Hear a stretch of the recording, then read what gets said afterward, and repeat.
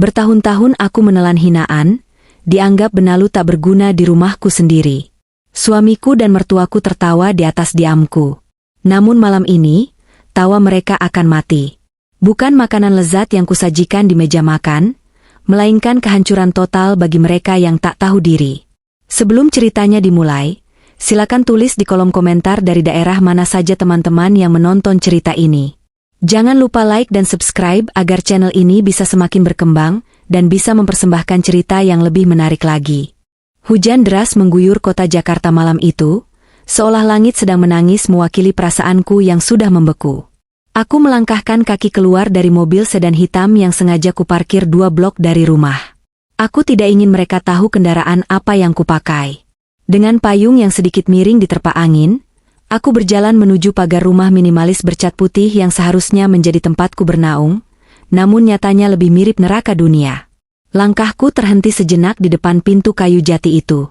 Aku menarik napas panjang, mengisi paru-paruku dengan udara dingin bercampur bau tanah basah. Di tas kerjaku, tersimpan sebuah dokumen yang baru saja kutandatangani 1 jam lalu. Sebuah kontrak kerjasama catering dan properti senilai miliaran rupiah dengan salah satu perusahaan tambang terbesar di negeri ini. Di luar sana, orang-orang memanggilku, Ibu Clarissa, dengan nada hormat, menunduk sopan saat aku lewat, dan berebut ingin menjabat tanganku. Tapi di sini, di balik pintu ini, aku hanyalah sampah. Kunci kubuka perlahan. Bunyi, klik, pelan terdengar, dan aku mendorong pintu. Belum sempat aku melepas sepatu hak tinggi yang seharian menopang tubuhku, suara teriakan laki-laki yang sangat familiar langsung menyambar telingaku, lebih keras dari guntur di luar sana. "Lihat jam berapa ini, gobelkah?" Suara itu datang dari ruang tengah. Dion, suamiku, sedang duduk bersandar di sofa empuk sambil memegang stik konsol game. Matanya merah, bukan karena lelah bekerja, tapi karena seharian menatap layar televisi. Di meja depannya, berserakan kulit kacang dan kaleng minuman soda kosong. Suami lapar dari tadi nungguin, malah keluyuran gak jelas. "Cepat sana masak," bentaknya lagi tanpa menoleh sedikit pun ke arahku. Kakinya yang panjang ia letakkan di atas meja kaca, meja yang kubeli dengan uang tabungan hasil jualan kue kering 3 tahun lalu. Aku tidak menjawab. Sudah biasa. Menjawab hanya akan memperpanjang pertengkaran yang ujung-ujungnya akan menyalahkan aku. Aku menutup pintu pelan, meletakkan payung basah di tempatnya, dan mulai melepas sepatu. Rasa lelah di betisku menjalar naik ke punggung, tapi rasa sakit di hatiku jauh lebih mendominasi. Dasar istri tidak becus. Suara lain ikut menimpali. Itu suara Ibu Lestari, ibu mertuaku. Wanita parubaya itu duduk di sofa tunggal, matanya tak lepas dari layar ponsel, jari jempolnya sibuk menggulir beranda media sosial. Ia bahkan tidak repot-repot melihat wajah menantunya yang baru pulang dengan baju basah kuyup di bagian bahu. "Untung anakku mau menikahimu yang miskin itu, Clarissa. Kalau bukan karena Dion kasihan sama kamu, mungkin kamu sudah jadi gelandangan. Pulang kerja bukannya langsung urus rumah, malah kelayapan entah kemana. Gajimu yang cuma UMR itu nggak seberapa dibanding capeknya Dion mikirin investasi." Cibir Ibu Lestari dengan nada yang dibuat-buat halus tapi tajamnya melebihi silet. Ironi yang luar biasa. Gaji UMR, dan Dion mikirin investasi. Kalimat itu ingin sekali membuatku tertawa terbahak-bahak sampai perutku sakit. Mereka tidak tahu. Mereka sama sekali tidak tahu bahwa pekerjaan serabutan, yang sering aku katakan pada mereka hanyalah kedok. Mereka tidak tahu bahwa investasi, yang dibanggakan Dion hanyalah omong kosong belaka. "Maaf, Mas. Maaf, Bu. Tadi macet parah karena hujan," jawabku datar. Suaraku tenang, terlalu tenang bahkan untuk diriku sendiri. "Alasan?" Dion melempar stik gamenya ke sofa dengan kasar, lalu berdiri dan berjalan mendekatiku. Wajahnya yang dulu kupuja sebagai wajah tampan yang memikat, kini terlihat begitu jelek dipenuhi amarah dan kesombongan yang tak berdasar. Ia menunjuk wajahku dengan telunjuknya. "Aku nggak mau tahu. Dalam 10 menit, harus sudah ada makanan di meja. Kalau nggak, uang belanja bulan depan aku potong." Ancaman kosong. Uang belanja? Uang yang dia berikan, bahkan tidak cukup untuk membeli beras kualitas rendah selama sebulan. Selama ini, Akulah yang menutupi semua kebutuhan rumah tangga dengan uang hasil bisnisku, tanpa pernah mengungkitnya agar harga diri laki-lakinya tidak terluka. Bodohnya aku. Kesabaranku selama ini justru memupuk monster di dalam dirinya. Baik, Mas. Kebetulan aku sudah siapkan makan malam spesial hari ini, ucapku sambil menatap matanya lurus-lurus. Tidak ada ketakutan di sana, hanya ada tatapan dingin yang membuat Dion sedikit mengernyit heran. Biasanya aku akan menunduk takut atau menangis, tapi kali ini tidak. Aku berjalan menuju dapur, melewati mereka berdua yang kembali sibuk dengan dunia masing-masing. Di dapur, aku tidak menyalakan kompor. Aku tidak memotong bawang atau menggoreng ikan. Aku membuka tasku, mengeluarkan sebuah map merah tebal dan sebuah dokumen berlogo Badan Pertanahan Nasional. Tanganku sedikit gemetar, bukan karena takut, tapi karena adrenalin yang memuncak. Ini adalah momen yang sudah kurencanakan. Momen di mana aku berhenti menjadi Clarissa si upik abu, dan kembali menjadi diriku yang sebenarnya. Aku meletakkan dokumen-dokumen itu di atas piring makan porselen yang cantik. Lalu, aku menutupnya dengan tudung saji, kloce, stainless steel yang mengkilap. Hidangan, sudah siap. Aku membawa nampan itu ke ruang makan. Suara langkah kakiku terdengar tegas di lantai keramik. Mas, Ibu, makan malam sudah siap. Panggilku. Dion dan Ibu Lestari bangkit dengan malas. Mereka berjalan menuju meja makan sambil terus menggerutu. Nah gitu dong, harusnya dari tadi. Lama banget sih, keluh Dion sambil menarik kursi. Masak apa kamu? Awas kalau cuma tempe orek lagi. Lidahku lagi pengen makan daging. Ibu Lestari duduk di sampingnya, menatap tudung saji itu dengan tatapan meremehkan. Paling juga masakan sisa kemarin yang dihangatkan. Istri macam apa yang gak bisa masak enak buat suami dan mertua? Aku berdiri di ujung meja, masih dengan pakaian kerjaku. Aku tidak duduk.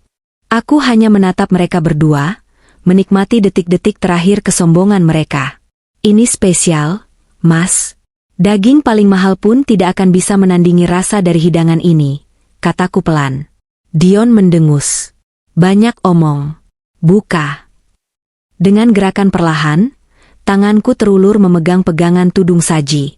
Jantungku berdetak kencang, seirama dengan detik jam dinding yang berbunyi tik-tok. Aku mengangkat tudung saji itu. Klang. Tudung saji kiletakkan di meja samping. Hening. Tidak ada uap panas mengepul. Tidak ada aroma masakan yang menggugah selera. Di atas piring itu, hanya ada tumpukan kertas. Map merah dengan tulisan tebal gugatan cerai, dan sebuah buku hijau tua dengan lambang Garuda emas.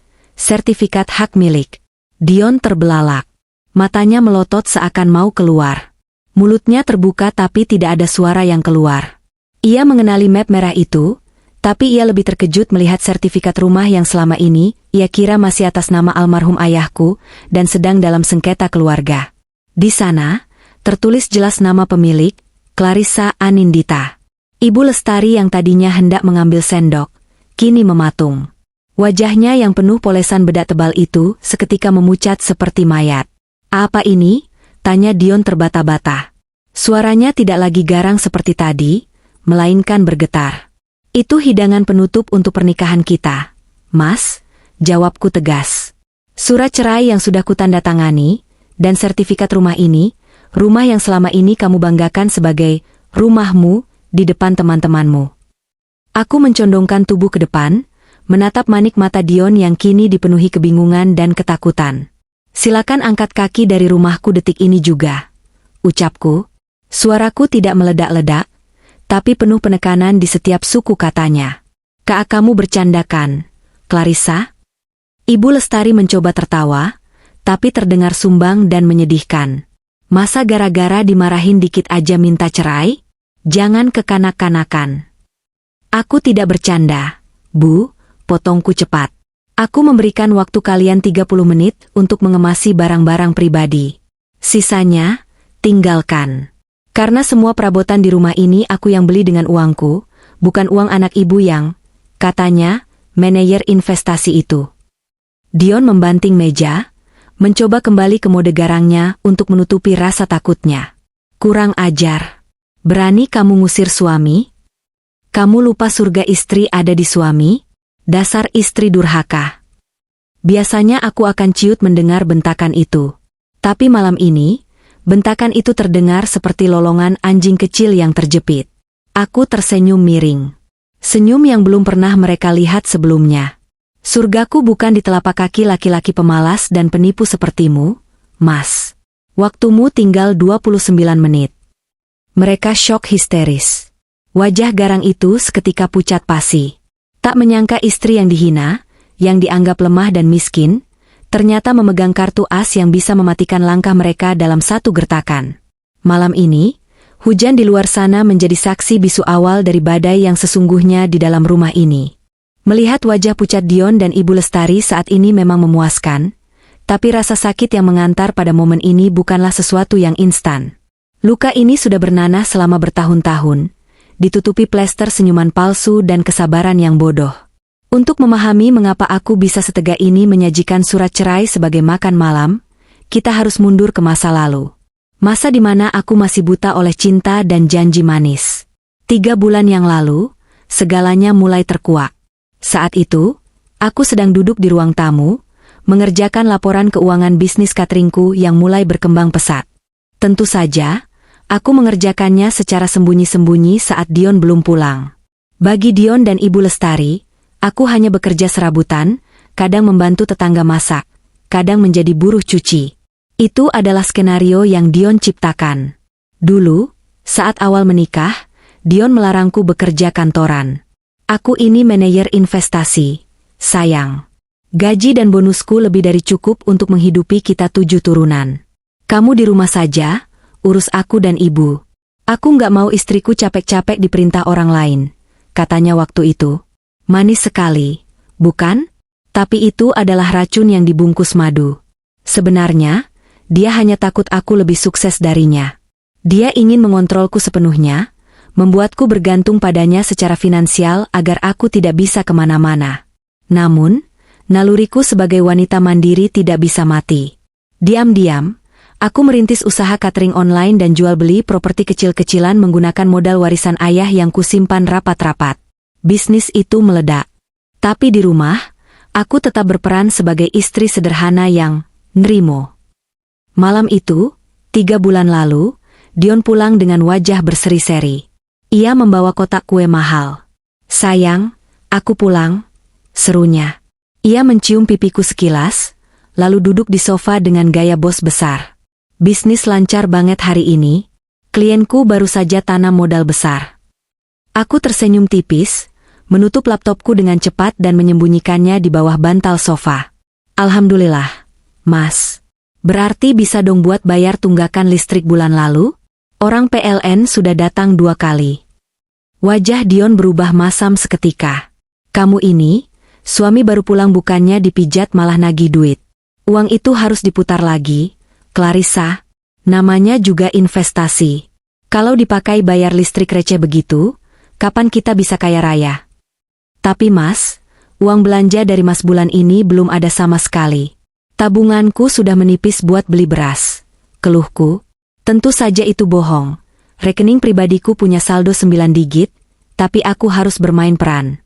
Pinjam dulu sama ibu atau pakai simpananmu yang lain. Jangan manja. Bentaknya, lalu ia masuk ke kamar mandi, meninggalkan ponselnya tergeletak di meja. Tring. Sebuah notifikasi pesan masuk. Layar ponselnya menyala. Biasanya ponsel itu dikunci rapat dengan sandi yang berubah-ubah. Tapi mungkin Tuhan sedang berpihak padaku malam itu, dia lupa menguncinya. Mataku menangkap nama kontak yang muncul di layar, My Little Bella. Penasaran, dan didorong oleh firasat buruk yang sudah lama kurasakan, aku memberanikan diri mengambil ponsel itu. Jantungku berdegup kencang, takut Dion tiba-tiba keluar dari kamar mandi. Aku membuka pesan itu. Mas, tas Hermes yang kamu janjin kapan sampainya? Teman-temanku udah pada pamer tas baru nih. Jangan lupa transfer buat apartemen bulan ini ya, sayang. Love U.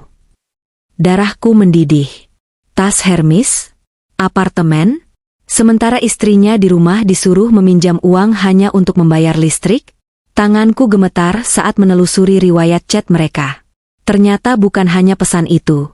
Ada foto-foto mesra mereka berlibur di Bali, di tanggal yang sama saat Dion pamit padaku untuk dinas luar kota bertemu investor.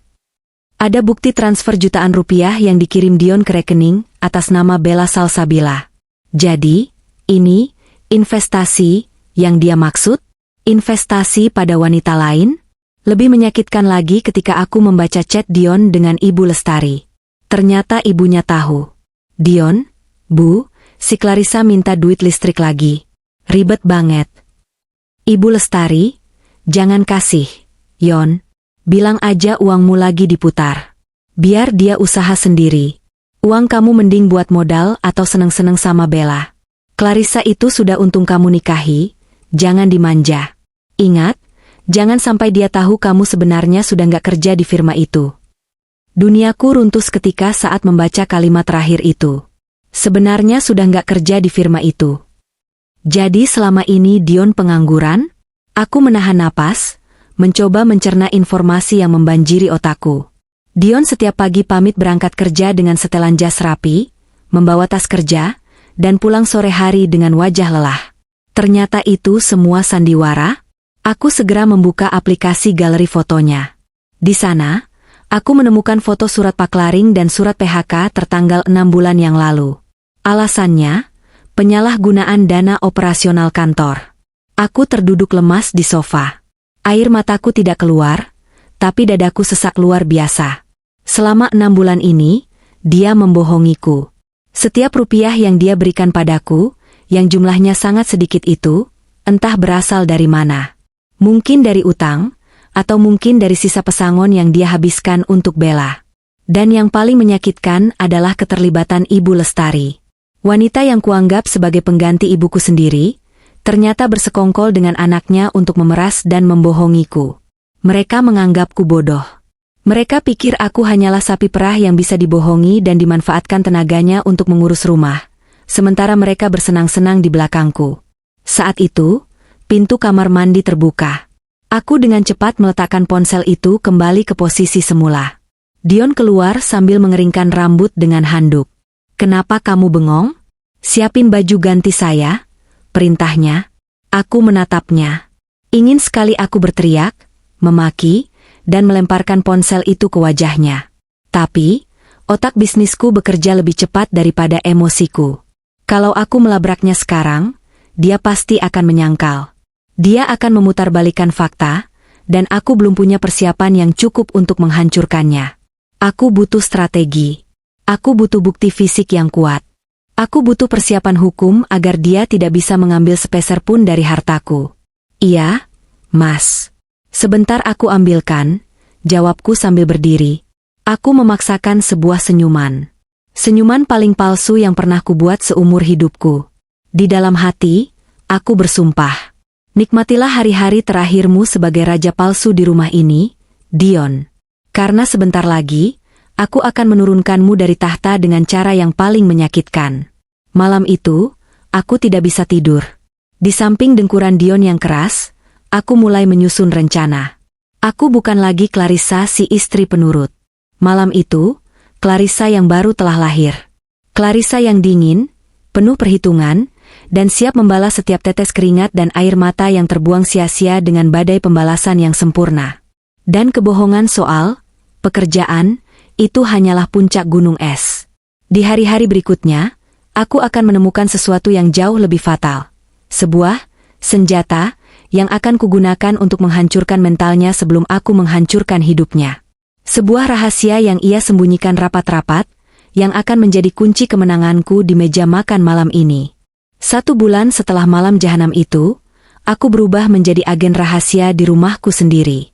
Setiap senyumku adalah kamuflase. Setiap "iya, Mas" yang kuucapkan adalah strategi menunda waktu. Aku butuh lebih dari sekadar bukti perselingkuhan untuk menghancurkan Dion. Perselingkuhan mungkin bisa membuatnya dicerai, tapi itu tidak cukup menyakitkan. Aku ingin sesuatu yang bisa meremukan egonya, membuatnya berlutut memohon ampun. Aku ingin dia merasakan ketakutan yang sesungguhnya. Kesempatan itu datang di suatu siang yang panas. Dion sedang keluar, katanya bertemu klien prioritas. Baca, berkencan dengan Bella, dan Ibu Lestari sedang pergi arisan, memamerkan tas KW yang baru dibelikan Dion. Rumah sepi. Ini waktuku. Aku masuk ruang kerja Dion, kamar tamu yang ia ubah menjadi kantor pribadinya. Ruangan itu selalu terkunci, tapi aku sudah menduplikat kuncinya minggu lalu saat ia lengah menaruh gantungan kunci di meja makan. Bau rokok apek langsung menyergap hidungku begitu pintu terbuka. Ruangan itu berantakan. Kertas berserakan, puntung rokok memenuhi asbak. Di meja kerjanya, sebuah laptop menyala dalam mode sleep. Aku membukanya. Terkunci password. Aku mencoba kombinasi tanggal lahirnya. Salah. Tanggal lahir ibunya. Salah. Tanggal pernikahan kami. Tentu saja salah, mana mungkin dia ingat. Lalu aku teringat nama kontak selingkuhannya. Aku mengetik, Bella cantik. Bingo. Masuk. Betapa menyedihkannya laki-laki ini.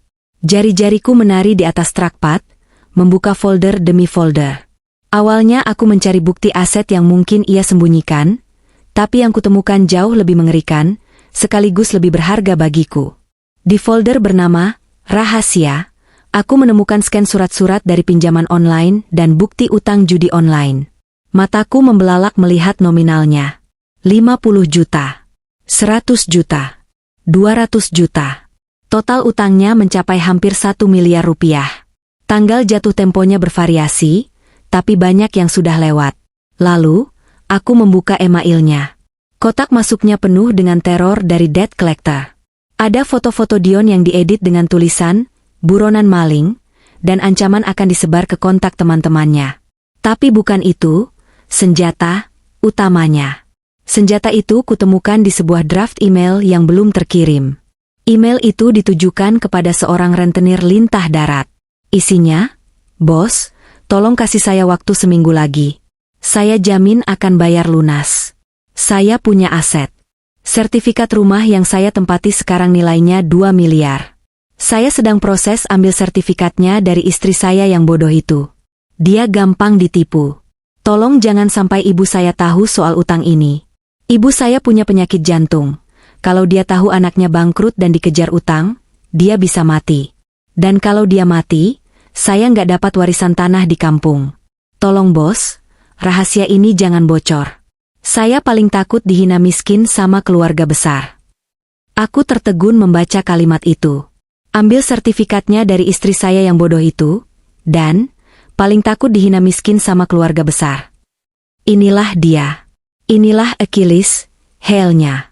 Kelemahan fatalnya. Dion bukan hanya takut miskin. Dia memiliki fobia akut terhadap penghinaan sosial dan kegagalan citra di depan ibunya. Dia membangun benteng kesombongan setinggi langit, hanya untuk menutupi fakta bahwa dia adalah kegagalan besar. Dia hidup dalam ketakutan terus-menerus bahwa topeng, suksesnya akan terbongkar di depan Ibu Lestari dan keluarga besarnya. Dan dia berencana menggadaikan rumah warisan ayahku, rumah yang susah payah dipertahankan ayahku sebelum meninggal. Darahku mendidih sampai ke ubun-ubun. Aku segera memforward semua bukti itu ke email pribadiku yang aman.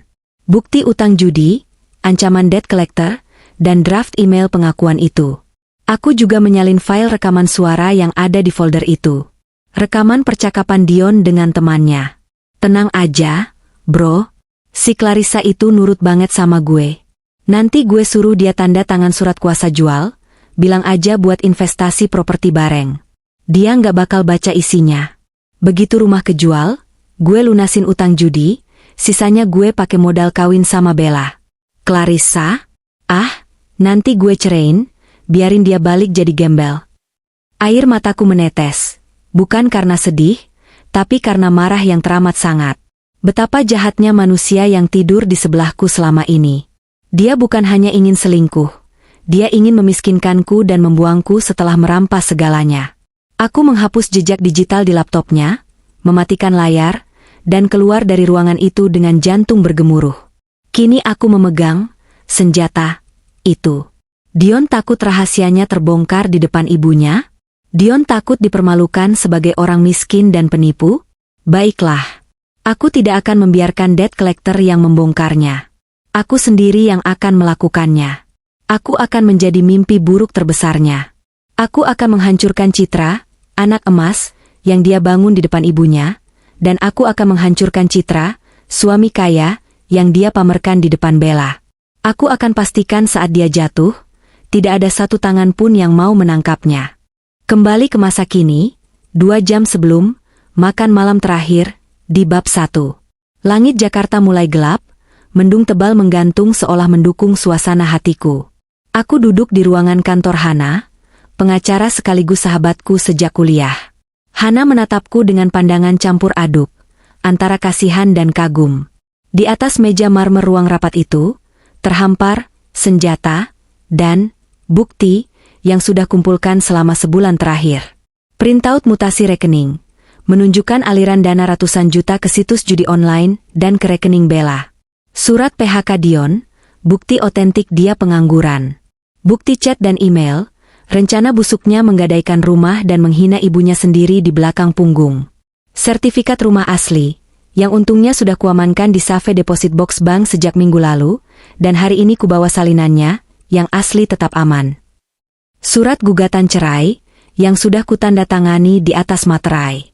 Kamu yakin mau melakukan ini malam ini, Riz? Tanya Hana sambil merapikan berkas-berkas itu ke dalam map merah. Aku menyesap teh hangat yang disuguhkan, menatap pantulan diriku di kaca jendela gedung pencakar langit itu. Lebih dari yakin, Han. Tadi pagi dia mengirim pesan, menyuruhku pulang cepat untuk masak karena dia lapar. Dia bahkan tidak tahu hari ini adalah ulang tahun pernikahan kami yang kelima. Hadiah terbaik untuk anniversary ini adalah kebebasanku. Hana mengangguk, tersenyum miring. Baiklah. Secara hukum, posisimu sangat kuat. Rumah itu aset bawaan sebelum nikah, tercatat jelas atas namamu. Harta Gonogini, nol besar karena dia tidak punya penghasilan dan malah berutang. Bahkan kita bisa menuntutnya atas upaya penipuan dan perbuatan tidak menyenangkan jika dia macam-macam. Aku sudah memblokir akses dia ke rekening bersama tadi siang, kataku dingin. Kartu kredit tambahannya juga sudah kumatikan. Saat ini, dia benar-benar tidak punya uang sepeser pun selain uang tunai di dompetnya yang mungkin tinggal recehan. Sadis, komentar Hana, tapi matanya berbinar setuju. Lalu, bagaimana dengan pengosongan rumah? Itu bagianmu, Han. Aku butuh kamu dan tim keamananmu standby di depan rumah jam 8 malam. Kalau dia menolak pergi secara halus, kita pakai cara kasar. Aku sudah muak berbaik hati. Siap. Aku akan bawa 2 security berbadan besar. Oh ya, satu lagi, Hana menyodorkan sebuah amplop coklat. Ini hasil investigasi tambahan timku soal Bella. Ternyata dia bukan cuma simpanan suamimu. Dia pemain watak. Dia punya 3 pacar lain yang juga dia peras. Kalau Dion tahu dia cuma salah satu dari sekian banyak sapi perah Belawah, hancur sudah egonya. Aku tertawa kecil. Tawa yang hambar. Simpan itu untuk hidangan penutup tambahan jika dia masih berani melawan. Aku berdiri, merapikan blazerku. Wajahku di cermin terlihat lelah, tapi mataku menyala. Tidak ada lagi Clarissa yang lemah lembut. Terima kasih, Han. Doakan aku tidak membunuhnya malam ini. Jangan dong, nanti kamu masuk penjara. Biarkan dia hidup menderita, itu lebih menyakitkan, sahut Hana sambil mengedipkan mata. Aku keluar dari gedung kantor Hana, masuk ke mobilku, dan menyetir membelah kemacetan Jakarta. Di kursi penumpang, map merah dan dokumen itu tergeletak diam. Benda mati itu memiliki kekuatan untuk meledakkan rumah tanggaku. Sepanjang perjalanan, aku memutar kembali semua hinaan mereka di kepalaku. Istri tidak becus. Mantu miskin. Untung anakku mau sama kamu. Semua kata-kata itu menjadi bahan bakar keberanianku. Aku memparkir mobil di tempat biasa, agak jauh dari rumah agar tidak mencolok. Aku mengambil napas dalam-dalam, memeluk map merah itu sejenak, lalu melangkah keluar menembus hujan. Aku bukan lagi korban pasif yang menunggu diselamatkan. Aku adalah sutradara dari panggung sandiwara ini, dan malam ini adalah babak terakhir bagi Dion dan ibunya. Aku sudah menyiapkan panggungnya, lampunya, dan tentu saja kejutannya. Saat aku membuka pintu rumah dan mendengar teriakan, "Gobel!" dari Dion, aku tidak merasa sedih lagi. Aku justru merasa kasihan. Kasihan karena dia tidak tahu bahwa singa yang dia anggap kucing rumahan itu, kini sudah siap menerkam. Rencana sudah matang. Senjata sudah dikokang. Waktunya eksekusi. Hening yang mencekam menyelimuti ruang makan itu. Suara hujan yang menghantam genting di luar sana, seolah menjadi satu-satunya musik pengiring bagi drama yang sedang berlangsung di antara kami. Di atas meja, hidangan yang kusajikan, map merah gugatan cerai dan sertifikat rumah, masih tergeletak manis, menantang siapa saja untuk menyentuhnya. Dion masih mematung.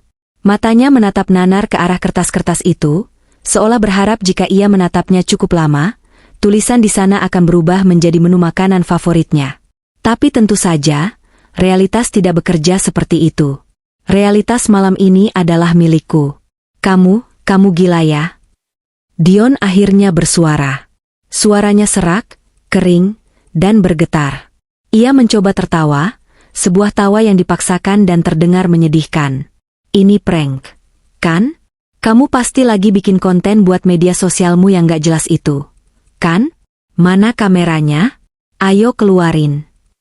Ia menengok ke kiri dan ke kanan, mencari kamera tersembunyi di balik pot bunga atau di sudut ruangan. Betapa menyedihkannya. Di saat kehancuran sudah di depan mata, ia masih mencoba menyangkalnya dengan logika yang tidak masuk akal. Ibu Lestari yang duduk di sebelahnya ikut terkekeh gugup. Tangannya gemetar saat meraih gelas air putih, tapi ia mengurungkan niatnya. Iya, pasti bercanda. Clarissa kan memang suka aneh-aneh. Lagian, mana mungkin dia berani minta cerai? Siapa yang mau nampung janda miskin kayak dia kalau bukan anakku? Aku hanya tersenyum tipis. Aku menarik kursi di hadapan mereka, lalu duduk dengan tenang. Kuhilangkan kesan wanita penurut yang selama ini kulekatkan pada diriku. Aku menyilangkan kaki, menatap mereka satu persatu dengan tatapan tajam seorang hakim yang siap menjatuhkan vonis. Tidak ada kamera, Mas. Tidak ada prank, jawabku pelan, namun setiap katanya kuhujamkan tepat ke jantung egonya. Yang ada hanya fakta bahwa aku sudah muak. Muak dengan sandiwaramu, muak dengan penghinaan ibumu, dan muak menjadi sapi perah di rumahku sendiri. Sapi perah? Ibu Lestari melotot, wajahnya memerah menahan amarah. Dasar tidak tahu diuntung. Dion itu manajer investasi. Gajinya puluhan juta. Kamu cuma numpang hidup di sini. Manajer investasi? Aku tertawa kecil, tawa yang terdengar dingin dan meremehkan. Benarkah, Mas Dion? Coba ceritakan pada ibumu, investasi apa yang sedang Mas kelola sekarang? Investasi meja judi atau investasi wanita simpanan? Wajah Dion yang tadi merah padam karena marah, seketika berubah menjadi pucat pasi, seputih kertas HVS di atas meja. Rahangnya mengeras. Ia menatapku dengan tatapan memohon, sebuah kode rahasia agar aku tidak melanjutkan kalimatku. Ia takut. Sangat takut. Aku tahu persis apa yang ada di kepalanya. Dion tidak takut padaku. Dia takut pada ibunya. Dia takut Citra, anak sukses nan berbakti, yang ia bangun bertahun-tahun hancur berkeping-keping. Fobia terbesarnya adalah terlihat gagal di mata keluarga besarnya. Dion? Apa maksud istrimu? Tanya Ibu Lestari, nadanya mulai ragu. Ia menoleh ke arah anaknya, menuntut jawaban. Jangan dengerin dia, Bu. Clarissa lagi stres kerjaan, jadi ngelantur. Sergah Dion cepat. Ia mengebrak meja, mencoba mengintimidasi aku lagi. Tutup mulutmu, Clarissa. Masuk kamar sekarang atau apa? Potongku cepat. Aku tidak berkedip sedikit pun. Atau Mas mau memukulku? Silakan.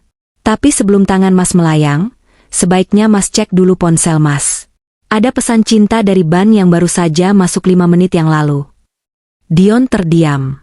Refleks tangannya meraba saku celana, mengeluarkan ponsel pintar keluaran terbaru yang ia beli dengan uang pinjaman dariku bulan lalu. Ia menyalakan layar. Aku melihat matanya bergerak membaca notifikasi di layar. Aku tahu persis apa isinya karena aku yang memintanya. Itu adalah notifikasi dari Ban bahwa semua kartu kredit tambahannya, yang tagihannya selalu dibebankan ke rekeningku, telah dinonaktifkan permanen. Dan satu lagi, notifikasi penolakan transaksi otomatis untuk pembayaran cicilan mobil mewahnya. Kartu kreditmu mati, Mas, ujarku santai, seolah sedang membahas cuaca. Dan rekening bersamamu? Kosong. Aku sudah menarik semua uangku. Uang yang tersisa di sana hanyalah saldo minimal Rp50.000. Cukup untuk beli nasi bungkus malam ini, tapi tidak cukup untuk gaya hidupmu. Kau? Tangan Dion gemetar hebat memegang ponselnya. Keringat dingin mulai bercucuran di pelipisnya. Kau memblokir aksesku? Itu uangku juga. Uangmu? Sejak kapan? Aku mencondongkan tubuh ke depan. Sejak 6 bulan lalu saat kamu dipecat karena menggelapkan dana kantor? Atau uang hasil judimu yang selalu kalah itu? Jedwek. Ibu Lestari menjatuhkan sendok yang dipegangnya. Bunyinya nyaring memecah ketegangan. Ia menatap Dion dengan mulut menganga. Dion dipecat? Apa maksudnya ini? Kamu bilang kamu naik jabatan bulan lalu. Kamu bilang bonusmu cair makanya kamu belikan ibu kalung emas itu. Nah, ini dia. Momen yang kutunggu. Retakan pertama di benteng kesombongan mereka. Dion panik. Ia berdiri dari kursinya, wajahnya pias. Bu, enggak, itu bohong. Clarissa bohong. Aku masih kerja, Bu. Sumpah. Kalau begitu telepon bosmu sekarang. Tantangku. Ayo. Nyalakan speakernya. Biar ibu dengar sendiri betapa bangganya bosmu punya karyawan sepertimu. Atau, mau aku yang teleponkan Pak Hendra? Aku masih simpan nomornya saat dia meneleponku 6 bulan lalu, menanyakan kenapa suamiku maling uang kantor. Dion membeku. Ia tidak bisa bergerak. Ia terjebak. Aku melanjutkan seranganku, kali ini lebih dalam. Aku menyentuh titik terlemahnya. Mas, asal kamu tahu, tadi siang ada tamu yang datang ke kantor baruku. Pria-pria berbadan besar, wajahnya seram, pakai jaket kulit. Mereka mencari Bapak Dion yang terhormat. Katanya Mas punya utang yang belum dibayar di aplikasi pinjaman online dan situs judi bola. Diam kau, teriak Dion, tapi suaranya pecah. Ia melirik ibunya dengan ketakutan. Mereka bilang, aku sengaja mengabaikan teriakannya dan menoleh ke arah Ibu Lestari. Mereka bilang kalau Dion tidak bayar minggu ini, mereka akan datang ke rumah ini. Mereka akan menagih ke ibu. Mereka bilang, sayang sekali kalau ibu tua yang sakit-sakitan harus tahu kelakuan anaknya. Ibu Lestari memegangi dadanya. Napasnya mulai memburu. Judi? Utang? Dion, jawab jujur. Apa benar yang dibilang istrimu ini? Kamu main judi? Dion gagap. Bu itu cuma iseng. Bu, cuma dikit. Dikit? Aku menyambar cepat. Hampir 1 miliar itu dikit. Mas, kamu menggadaikan BPKB mobilmu, kamu meminjam ke teman-temanmu atas namaku, dan sekarang kamu berencana menggadaikan rumah ini. Apa?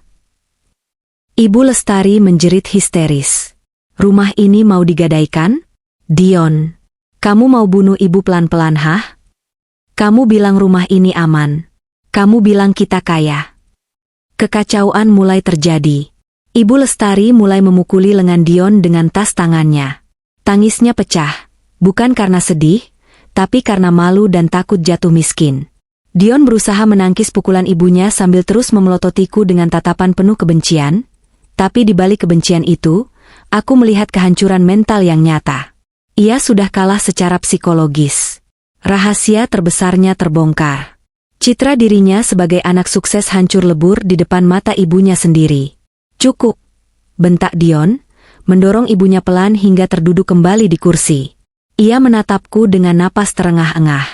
Matanya merah, urat lehernya menonjol. Oke, kamu menang soal itu. Aku memang ada masalah keuangan sedikit. Tapi itu nggak berarti kamu bisa ngusir aku. Aku suami kamu. Aku kepala keluarga di sini. Dan rumah ini. Ia menunjuk lantai dengan telunjuknya yang gemetar. Rumah ini harta Gonogini. Kita menikah 5 tahun, dan aku berhak atas setengah dari rumah ini. Kamu nggak bisa ngusir aku sembarangan. Aku tersenyum lagi. Kali ini senyum kemenangan yang sesungguhnya. Serangan psikologis sudah berhasil meruntuhkan pertahanannya, membuatnya mengakui kebohongannya secara tidak langsung. Sekarang, saatnya memberikan pukulan terakhir yang akan mematikan langkahnya secara hukum dan fakta. Masih berani bicara soal hak? Tanyaku lembut, namun mematikan. Baiklah. Kalau drama keluarga ini belum cukup membuatmu sadar diri, mari kita bicara dengan bahasa yang paling kamu benci, fakta dan bukti. Aku menggeser map merah itu mendekat ke arahnya. Buka, Mas. Jangan cuma dilihat. Di dalamnya ada tiket satu arah menuju kehancuranmu. Dion ragu. Tangannya yang berkeringat melayang di atas map itu. Suasana ruangan semakin dingin, sedingin hatiku yang sudah mati untuk pria di hadapanku ini. Aku menikmati setiap detik penderitaannya, setiap tetes keringat dingin yang jatuh dari dahinya. Ini adalah bayaran untuk setiap malam aku menangis sendirian, untuk setiap hinaan yang ia lontarkan, dan untuk setiap rupiah yang ia curi dariku. Buka, perintahku tajam. Dion tersentak. Dengan tangan gemetar, ia membuka map itu. Dan saat ia melihat lembar pertama, aku tahu, permainan sudah berakhir. Dion membuka map itu dengan gerakan kasar, seolah ingin merobek apapun yang ada di dalamnya. Namun, tenaganya seakan lenyap begitu matanya menangkap lembar pertama yang kuletakkan paling atas. Itu bukan surat cerai, melainkan fotokopi surat pemutusan hubungan kerja, PHK, yang dikeluarkan oleh perusahaannya 6 bulan lalu. Kop surat resmi, tanda tangan direktur, dan cap basah perusahaan terlihat jelas di sana. Alasannya tertulis dengan tinta hitam tebal, pelanggaran berat, indisipliner dan penyalahgunaan dana operasional. Ini palsu, teriak Dion, namun suaranya tidak lagi memiliki kekuatan. Ia melempar kertas itu ke meja. Kamu memalsukan dokumen ini untuk menakut-nakuti ibu. Palsu? Tanyaku tenang. Nomor referensi suratnya ada di pojok kanan atas. Mas, silakan cek ke HRD kantormu besok. Oh, maaf, maksudku mantan kantormu. Atau ibu mau lihat bukti transfer pesangonmu yang langsung habis dalam 2 minggu? Aku tidak memberinya kesempatan untuk bernapas. Aku mengambil lembar berikutnya dari dalam map dan meletakkannya di hadapan Ibu Lestari. Kali ini adalah bukti cetak mutasi rekening koran Dion selama 6 bulan terakhir. Ibu lihat yang saya tandai dengan stabilo merah, tunjukku pada deretan angka minus yang panjang. Setiap tanggal 25, ada uang masuk dari rekening saya. Itu gaji saya yang dia minta paksa. Lalu lihat kemana perginya uang itu? Transfer ke PT Angkasa Judi Raya. Transfer ke Bella Salsabila. Bella? Ibu Lestari menyipitkan mata, membaca nama itu dengan bibir gemetar. Siapa Bella? Teman kantormu? Aku tertawa sinis. Teman kantor? Wah, Mas Dion belum cerita ya? Coba lihat halaman selanjutnya, Bu. Aku mengeluarkan lembaran foto-foto glossy berukuran besar. Foto-foto yang diambil oleh detektif sewaan Hana. Foto Dion sedang berciuman dengan Bella di sebuah klub malam. Foto Dion membelikan tas mewah di butik Plaza Indonesia. Foto mereka check-in di Hotel Bintang 5. Semuanya tercetak jelas, resolusi tinggi, tanpa bisa disangkal. Itu Bella, Bu, jelasku dengan nada datar. Wanita simpanan anak ibu. Tas Hermes yang ibu pamerkan ke tetangga bulan lalu? Itu KW, Bu. Harganya cuma 200.000 di Tanah Abang. Tapi tas yang dipegang Bella di foto itu asli, harganya 60 juta. Dibelikan pakai uang tabungan haji ibu yang dipinjam Dion bulan lalu. Apa? Ibu Lestari menjerit histeris. Ia menyambar foto itu, menatapnya dengan mata melotot, lalu beralih menatap anaknya. Dion, uang haji ibu? Kamu bilang uangnya buat investasi emas. Kamu pakai buat perempuan lonte ini? Dion mundur selangkah, terpojok di antara meja makan dan dinding. Bu, dengerin dulu. Bella itu dia anak orang kaya. Bu, dia koneksi bisnis. Itu investasi. Investasi diranjang, potongku tajam. Mas, sudahlah. Berhenti membohongi ibumu. Bella itu bukan anak orang kaya. Dia itu sugar baby profesional. Dan asal kamu tahu. Aku mengambil satu lembar kertas lagi, laporan investigasi tambahan dari Hana. Kamu bukan satu-satunya, investor, dia. Bella punya 3 pacar lain. Satunya pengusaha batubara, satunya pejabat daerah. Kamu cuma remah-remah rengginang buat dia, Mas. Kamu cuma dimanfaatkan. Dion terdiam. Wajahnya yang pucat kini berubah menjadi ungu karena malu dan marah. Egonya sebagai Don Juan hancur seketika. Ternyata selama ini dia yang ditipu, bukan dia yang menipu. Cukup. Dion berteriak kalap. Ia menyapu semua gelas dan piring di meja, hingga pecah berantakan di lantai. Prang! Pecahan kaca berserakan di mana-mana. Aku nggak peduli soal Bella. Aku nggak peduli soal kerjaan. Napas Dion memburu, matanya liar. Tapi rumah ini tetap punyaku juga. Aku suami sah. Kamu nggak bisa usir aku. Hukum di negara ini melindungi suami. Kita bagi harta gono gini. Jual rumah ini, bagi 2 hasilnya, baru aku pergi. Ibu Lestari yang sedang menangis meraung-raung di lantai tiba-tiba berhenti. Harapan muncul di matanya. Iya, benar kata Dion. Rumah ini harta bersama. Kamu nggak bisa seenaknya, Clarissa. Bagi 2. Kami butuh uang itu. Dasar manusia-manusia serakah. Bahkan di titik terendah pun, mereka masih mencoba menggigit. Aku berdiri perlahan, mengambil map terakhir. Sertifikat hak milik. Mas, Ibu, sepertinya kalian perlu belajar hukum lagi. Ucapku sambil membuka sertifikat itu dan memperlihatkan halaman kepemilikan. Lihat tanggal penerbitan sertifikat ini. Tahun 2018. Kita menikah tahun berapa? Tahun 2020. Hening. Rumah ini, lanjutku, suaraku menggema di ruang makan yang kini berantakan, adalah warisan mutlak dari almarhum ayahku. Beliau membelinya tunai dan langsung membalik nama atas namaku 2 tahun sebelum aku mengenalmu, Mas. Dalam hukum perkawinan, harta yang diperoleh sebelum menikah adalah harta bawaan. Bukan harta gono gini. Kamu tidak punya hak 0, sekian persen pun atas ubin yang kamu injak sekarang. Dion ternganga. Ia mencoba mencari celah, mencari bantahan.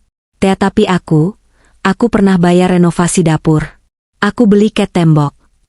Renovasi dapur? Alisku terangkat. Maksudmu saat kamu minta uang padaku 5 juta, lalu kamu panggil tukang yang biayanya cuma 2 juta, dan sisanya kamu kantongi? Itu bukan kontribusi, Mas. Itu korupsi rumah tangga. Dan semua bukti kwitansi tukang ada padaku. Aku melirik jam dinding. Jarum jam menunjukkan pukul 20.25. Waktu kalian tinggal 5 menit, kataku dingin. Aku sudah menyiapkan surat pernyataan di sini. Tanda tangani surat persetujuan cerai ini tanpa tuntutan apapun, dan angkat kaki dari sini baik-baik. Atau, aku berjalan menuju jendela, menyibakkan gorden sedikit. Di luar pagar, di bawah guyuran hujan, sebuah mobil patroli polisi dan mobil SUV hitam milik Hana sudah terparkir. Lampu rotarinya menyala biru, memantul di kaca jendela yang basah. Atau aku panggil polisi yang sudah standby di depan sana. Aku bisa melaporkanmu atas pasal KDRT verbal yang baru saja kamu lakukan, pasal penipuan, dan pasal penggelapan uang rumah tangga. Ditambah lagi, aku bisa menuntut Ibu Lestari atas pasal perbuatan tidak menyenangkan dan penghinaan. Dion dan Ibu Lestari mengikuti arah pandangku. Melihat lampu polisi itu, nyali mereka yang sudah ciut kini benar-benar lenyap tak bersisa. Ibu Lestari gemetar hebat. Ia merangkak memeluk kakiku. Clarissa, mantuku sayang, jangan begini, Nak. Ibu minta maaf. Ibu hilaf. Jangan usir ibu. Ibu tua, ibu sakit-sakitan. Mau tinggal di mana ibu kalau diusir malam-malam begini? Di luar hujan, Nak. Air mata buaya. Wanita yang tadi memanggilku, tidak becus, dan miskin, kini bersujud di kakiku.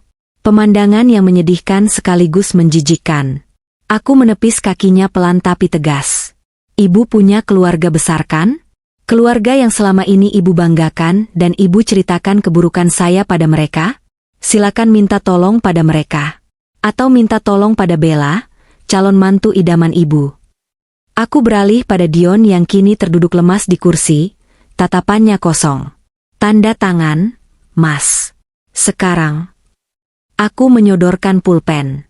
Dengan tangan gemetar hebat, tanpa membaca isinya lagi, Dion menandatangani surat itu. Egonya sudah mati. Kesombongannya sudah rata dengan tanah. Dia hanyalah cangkang kosong dari seorang pria yang gagal total. Bagus, ujarku sambil menarik kertas itu. Sekarang, ambil koper kalian. Aku sudah berbaik hati menyiapkan kantong plastik sampah besar hitam di dekat pintu kalau koper kalian tidak muat. Silakan isi dengan baju-baju kalian. Barang elektronik, furnitur, kendaraan, semua tinggal. Itu milikku. Mobil? Gumam Dion lirih. Mobil itu. Atas namaku, cicilan aku yang bayar. Kuncinya taruh di meja. Potongku. Mereka berdua berjalan gontai menuju kamar seperti zombie. Aku mendengar suara isak tangis Ibu Lestari dan umpatan pelan Dion di dalam kamar. Aku berdiri diam di ruang tengah, mengawasi mereka seperti sipir penjara. 10 menit kemudian, mereka keluar. Dion menyeret satu koper besar, sementara Ibu Lestari menenteng 2 kantong plastik sampah hitam berisi baju-bajunya. Mereka terlihat seperti pengemis elit. Keluar, perintahku sambil menunjuk pintu yang sudah terbuka lebar. Angin malam yang dingin dan percikan air hujan langsung menyambut mereka.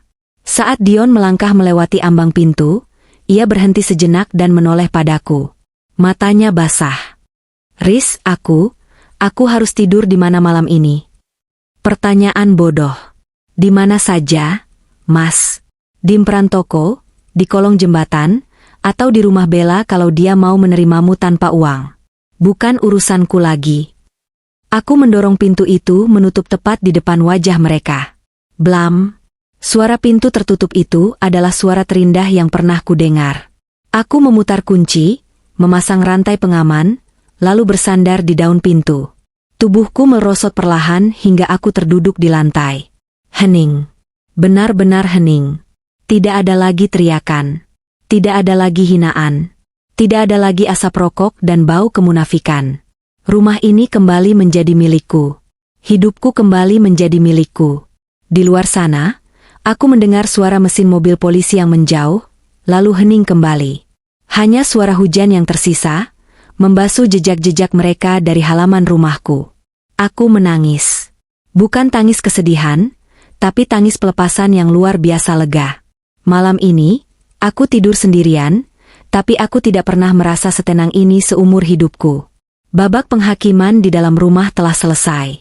Tapi aku tahu, ini belum benar-benar berakhir. Besok pagi, seluruh tetangga akan tahu. Dan aku akan pastikan, penghakiman publik bagi mereka akan jauh lebih kejam daripada apa yang terjadi malam ini. Suara pintu jati yang tertutup dengan dentuman keras itu, seharusnya menjadi tanda berakhirnya sebuah babak menyedihkan dalam hidupku. Seharusnya, momen itu menjadi garis finish di mana aku bisa menarik napas lega, merosot ke lantai, dan menangisi sisa-sisa kebodohanku selama 5 tahun terakhir. Namun, aku lupa satu hal krusial. Parasit tidak akan pernah melepaskan inangnya begitu saja, apalagi jika mereka tidak memiliki inang baru untuk dihisap darahnya. Baru hitungan detik aku menyandarkan punggung di daun pintu yang dingin, mencoba menormalkan detak jantung yang berpacu seperti kuda liar. Suara hantaman itu terdengar. Deuge, Deuge, Deuge. Itu bukan ketukan tamu yang sopan. Itu adalah hantaman kaki, tinju, dan mungkin bahu yang ditabrakan paksa ke kayu kokoh rumahku. Getarannya merambat melalui punggungku, mengirimkan sinyal bahaya ke seluruh saraf tubuhku. Buka. Clarissa, buka pintu sialan ini. Jangan kurang ajar kamu sama suami. Teriakan Dion terdengar menyayat, bercampur dengan deru hujan deras yang mengguyur Jakarta malam itu.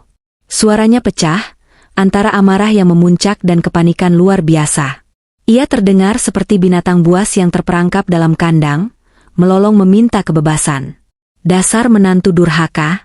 Istri macam apa yang mengusir mertua yang sudah tua renta ke tengah hujan begini?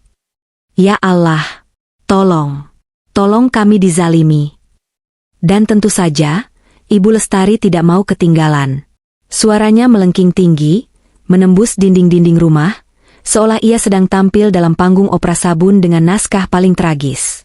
Ia memainkan kartu korban dengan sangat fasih, seolah-olah 5 menit lalu ia tidak duduk di meja makanku sambil menghina gajiku dan merendahkan martabatku. Aku memejamkan mata sejenak, menarik napas dalam-dalam. Aroma pengharum ruangan lavender yang lembut di dalam rumah bertabrakan dengan imajinasiku tentang bau amis kebohongan di luar sana. Mereka pikir aku akan takut? Mereka pikir dengan membuat keributan, aku akan merasa malu lalu membukakan pintu dan membiarkan mereka masuk kembali untuk menginjak-injak kepalaku? Mereka salah besar. Clarissa yang takut pada, apa kata tetangga, sudah mati bersamaan dengan tanda tangan Dion di surat cerai tadi. Aku menegakkan tubuh, merapikan blus kerjaku yang sedikit kusut, lalu berjalan tenang menuju panel monitor CCTV yang terpasang di dinding dekat ruang tamu. Layar hitam putih itu menyala, menampilkan pemandangan di balik pagar rumahku yang kini terlihat seperti adegan film noir. Di layar satu, Dion terlihat basah kuyup. Rambutnya yang biasanya disisir rapi dengan pomade mahal kini lepek menempel di dahi, membuatnya terlihat menyedihkan. Ia menendang pagar besi rumahku berkali-kali.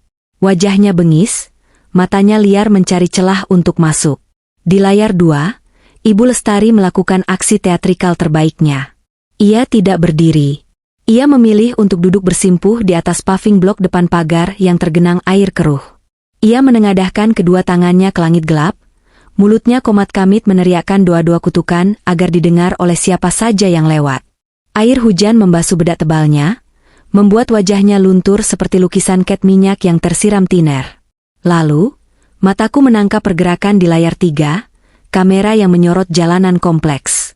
Lampu-lampu teras rumah tetangga mulai menyala satu persatu, seperti domino yang jatuh berurutan. Di seberang jalan, pintu rumah Bu Marissa terbuka. Wanita parubaya yang memegang gelar tidak resmi sebagai pemimpin redaksi gosip kompleks, itu keluar dengan payung besar berwarna merah mencolok. Di belakangnya, Pak RT yang sepertinya baru bangun tidur tergopoh-gopoh keluar sambil membetulkan letak sarungnya. Beberapa warga lain, Pak Hendra dari blok sebelah, Bu Siska yang sedang menggendong kucingnya, juga mulai bermunculan, ditarik oleh magnet keributan. Ada apa ini ribut-ribut malam-malam? Suara Pak RT terdengar samar-samar menembus suara hujan, tertangkap oleh mikrofon CCTV. Melihat audiens mulai berkumpul, tangisan Ibu Lestari meledak semakin kencang. Volumenya naik 2 kali lipat. Pak RT, tolong kami, Pak, lihat kelakuan menantu saya ini. Ibu Lestari merangkak mendekati pagar, mencengkeram besi dingin itu seolah ia adalah tahanan yang meminta keadilan. Masa kami diusir tengah malam? Hujan-hujan begini? Padahal rumah ini anak saya yang beli. Dion yang banting tulang siang malam, kaki jadi kepala, kepala jadi kaki, tapi istri tak tahu diuntung ini malah berselingkuh dan menguasai harta anak saya. Kami diusir seperti anjing. Pak, seperti sampah. Aku mendengus kasar di dalam rumah. Wow, narasi yang luar biasa. Dion banting tulang, dan Clarissa selingkuh. Pemutarbalikan fakta yang sangat berani. Warga mulai berkerumun di depan pagar. Payung-payung berwarna-warni membentuk kanopi di atas Ibu Lestari dan Dion. Aku bisa melihat ekspresi wajah mereka dari layar monitor. Ada kebingungan, ada rasa kasihan, dan yang paling berbahaya, ada tatapan curiga yang mulai mengarah ke rumahku. Masa si Mbak Clarissa begitu? Tanya Bu Siska, suaranya terdengar ragu. Ya namanya orang, Bu. Kita kan gak tahu dalamnya rumah tangga orang. Bu Marissa menyahut dengan nada yang seolah ia tahu segalanya. Tapi emang sih, Mbak Clarissa itu jarang gaul. Pulang kerja malam terus. Jangan-jangan benar kata Bu Lestari, dia punya simpanan. Dion, yang melihat simpati mulai tumbuh di mata tetangga, segera menyambar kesempatan itu. Ia mengusap wajahnya yang basah, memasang ekspresi suami teraniaya yang paling meyakinkan. Bapak-bapak, ibu-ibu, saya malu sebenarnya ngomong ini, kata Dion dengan suara serak yang dibuat-buat. Saya selama ini diam. Saya menutupi aib istri saya. Saya kerja keras sebagai manajer investasi buat menuhin gaya hidup dia yang hedon. Tapi apa balasannya? Dia selingkuh sama bosnya. Dia manipulasi surat rumah pas saya lagi dinas luar kota. Sekarang saya mau masuk rumah saya sendiri malah dikuncin. Darahku mendidih. Cukup. Jika mereka menginginkan perang terbuka di hadapan publik, maka akan kuberikan perang itu. Tapi aku tidak akan keluar dengan tangan kosong. Aku meraih ponselku, mengirim pesan singkat pada Hana yang sudah menunggu di mobilnya di ujung jalan. Masuk sekarang. Bawa pasukan. Aku berjalan menuju pintu utama. Kutarik napas panjang, membayangkan wajah almarhum ayahku yang dulu bekerja keras membeli tanah dan membangun rumah ini. Rumah ini adalah kehormatan ayahku, dan aku tidak akan membiarkan seorang penipu dan ibunya yang serakah mengklaimnya sebagai milik mereka. Klek! Suara kunci pintu terbuka terdengar nyaring di tengah keributan itu. Dion yang sedang berapi-api menceritakan kisah sedihnya pada Pak RT langsung terdiam. Semua kepala menoleh ke arah pintu teras. Aku mendorong pintu lebar-lebar. Angin malam langsung menerpa wajahku, dingin dan menusuk, tapi api di dadaku membuatku tetap hangat. Aku melangkah keluar, berdiri tegak di tengah teras yang terang benderang. Aku tidak membawa payung. Aku membiarkan diriku terlihat jelas di bawah sorot lampu LED putih. Clarissa yang rapi, tenang, dan berwibawa, kontras dengan dua sosok basah kuyup yang tampak kacau di depan pagar. Lanjutkan, Mas. Suaraku lantang, membelah suara hujan. Aku menatap Dion tepat di matanya dari kejauhan. Ceritakan lagi bagian di mana aku selingkuh dengan bosku. Aku suka bagian itu. Sangat kreatif. Dion tersentak. Ia tidak menyangka aku akan keluar dengan wajah sedingin ini. Ia mengira aku akan keluar sambil menangis atau marah-marah histeris, yang justru akan membenarkan tuduhannya bahwa aku tidak stabil. Ketenanganku adalah ancaman baginya. Gak usah banyak mulut, bentak Dion, mencoba menutupi kegugupannya. Pak RT, lihat kan? Dia gak punya rasa bersalah sama sekali. Istri macam apa yang ngeliat suaminya kehujanan malah senyum sinis begitu? Mbak Clarissa, Pak RT mendekat ke pagar, wajahnya tampak prihatin namun tegas. Ini ada apa sebenarnya? Gak baik ribut-ribut jam segini. Kasihan Bu Lestari, beliau sudah sepuh. Kalau ada masalah rumah tangga, embok ya diselesaikan di dalam, dibicarakan baik-baik. Jangan main usir-usiran. Betul itu. Bu Marisa menimpali, matanya memindai penampilanku dari atas ke bawah. Kita ini hidup bertetangga, Mbak. Jangan bikin malu kompleks. Kalau benar Mbak Clarissa selingkuh dan ngambil rumah Mas Dion, itu namanya kriminal loh, Mbak. Aku tersenyum tipis. Senyum yang membuat Bu Marisa sedikit mundur. Aku menekan tombol di remote pagar otomatis yang kupegang. Mesin pagar berdengung halus. Pagar besi hitam yang kokoh itu bergeser perlahan, membuka akses bagi kerumunan itu untuk melihat lebih jelas. Silakan masuk, Pak RT, Bu Marisa, dan Bapak Ibu sekalian. Ujarku santai, tanganku memberi isyarat mengundang. Masuklah ke halaman rumah saya. Jangan di jalan, nanti masuk angin. Mari kita luruskan dongeng pengantar tidur yang baru saja dikarang oleh suami saya ini di tempat yang terang. Warga tampak ragu sejenak, namun rasa penasaran mengalahkan segalanya. Mereka merangsek masuk ke carport. Dion dan Ibu Lestari mundur sedikit, memberi ruang, namun wajah mereka menyeratkan kemenangan semu. Mereka pikir dengan masuknya warga, mereka akan mendapat dukungan massa untuk memaksaku menyerahkan kunci rumah. Nah, gitu dong dibuka, kata Dion sambil membusungkan dada. Pak RT, saya minta Bapak jadi saksi. Saya mau lapor polisi kalau istri saya ini penipu. Saya mau hak saya atas rumah ini dikembalikan malam ini juga. Polisi? Tanyaku. Ide bagus, Mas. Tepat saat kata itu meluncur dari bibirku, sebuah sorot lampu mobil yang sangat terang menembus kegelapan jalan kompleks. Sebuah SUV hitam besar melaju perlahan dan berhenti tepat di depan gerbang yang terbuka, memblokir jalan keluar Dion. Pintu mobil terbuka. Seorang wanita dengan setelan blazer hitam, rambut dikuncir kuda yang tajam, turun dari kursi penumpang. Itu Hana. Di belakangnya, turun dua orang pria berbadan tegap mengenakan seragam safari hitam, petugas keamanan swasta, dan seorang polisi berseragam lengkap. Suasana seketika berubah mencekam. Warga yang tadinya kasak-kusuk langsung terdiam. Dion mematung, matanya membelalak melihat polisi sungguhan datang. Hana berjalan membelah kerumunan warga dengan aura otoritas yang tidak bisa dibantah. Sepatu hak tingginya mengetuk paving block dengan irama yang mengintimidasi. Ia tidak membawa payung, tapi ia berjalan seolah hujan tidak berani menyentuhnya. Salah satu petugas keamanan dengan sigap memayunginya. Selamat malam, bapak-bapak, ibu-ibu, sapa Hana tegas. Suaranya jernih dan berwibawa. Maaf mengganggu istirahatnya. Saya Hana, SH, MH, kuasa hukum dari Ibu Clarissa Anindita. Kuasa hukum? Dion tergagap. Wajahnya yang tadi merah karena marah kini memucat drastis. Lututnya tampak goyah. Hana berdiri di sampingku, membentuk barisan pertahanan yang solid. Ia membuka tas kerjanya, mengeluarkan sebuah map plastik bening yang terlindung dari air hujan. Pak RT, Hana menyerahkan map itu. Sebelum Bapak Dion ini menyebar fitnah lebih jauh dan memprovokasi warga, saya mohon Pak RT dan warga melihat dokumen ini. Ini adalah sertifikat hak milik, SHM, asli atas rumah ini. Silakan dilihat nama pemiliknya dan tahun penerbitannya. Pak RT menerima map itu dengan tangan gemetar. Ia menyipitkan mata, membacanya di bawah sinar lampu teras. Bu Marissa dan tetangga lain ikut menjulurkan leher, ingin melihat.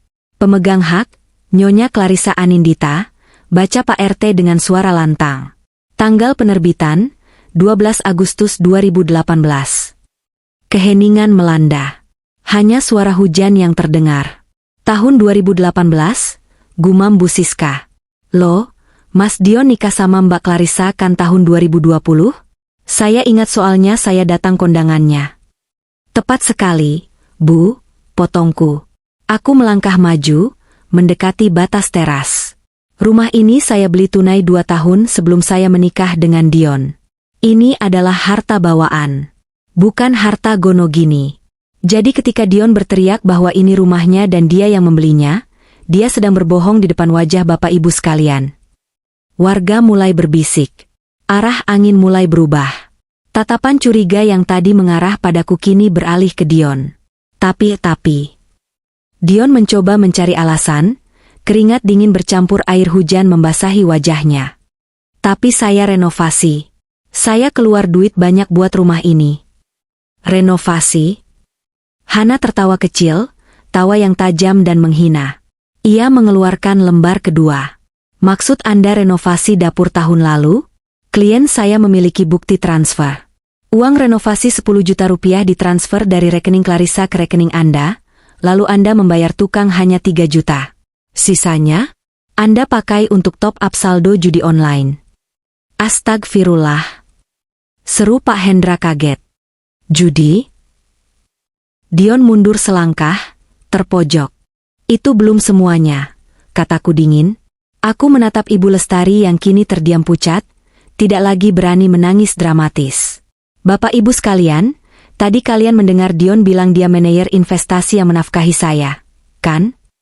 Iya, sering banget Bu Lestari pamer kalau anaknya manajer sukses. Sahut Bu Marissa, nadanya mulai sinis. Bohong, kataku. Satu kata yang menghancurkan segalanya. Suami saya ini, Dion, sudah dipecat 6 bulan lalu karena kasus penggelapan uang kantor. Selama 6 bulan ini, dia adalah pengangguran. Setiap pagi dia keluar rumah pakai jas rapi hanya untuk nongkrong di warkop, main judi slot, atau pergi membelanjakan uang tabungan saya untuk wanita simpanannya. Apa? Bu Marissa menutup mulutnya yang menganga. Matanya melotot. Jadi selama ini? Fitnah. Itu bohong, teriak Dion kalap. Ia tidak tahan lagi. Ia merasa ditelanjangi di depan umum. Ia mencoba merangsek maju, tangannya terkepal hendak memukulku. Jangan percaya dia. Dia perempuan ular. Namun, sebelum ia bisa menyentuh ujung bajuku, 2 petugas keamanan sewaan Hana bergerak secepat kilat. Mereka menyergap Dion, memiting kedua lengannya ke belakang.